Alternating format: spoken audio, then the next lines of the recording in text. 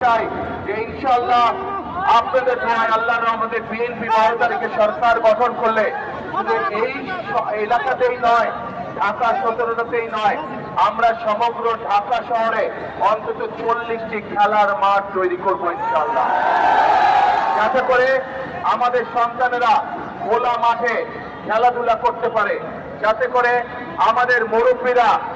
মা বোনেরা বিকেল বেলায় বা যেই সময় তাদের প্রয়োজন সেই সময় যেন মাঠে হাঁটা চলা করতে পারেন।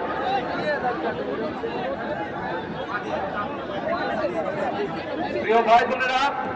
এই এলাকার মানুষের আরেকটি দাবি আছে, ইসিবি চত্বর থেকে জসিমুদ্দিন পর্যন্ত 60টি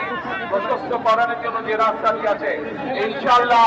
বিএনপি সরকার গঠন করলে আমরা মানুষের বসবাসের জন্য, চলাচলের জন্য এই এলাকার রাস্তার প্রসার ঘটাবো ইনশাআল্লাহ। প্রিয় ভাই বোনেরা, পরিশেষে আপনাদের কাছে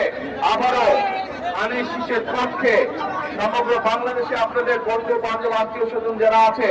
আপনাদের মাধ্যমে আমি সকলকে বিনীত অনুরোধ জানাতে চাই ধানের শীষের পক্ষে 12 তারিখে ভোট প্রদানের জন্য। আমি যেহেতু এই এলাকারই সন্তান, আমি আপনাদেরই সন্তান, এই এলাকার সন্তান, সেই জন্য এই এলাকায় ধানের শীষের প্রার্থী হিসাবে আপনাদের কাছে 12 তারিখে ধানের শীষের পক্ষে আমি ভোট চাই।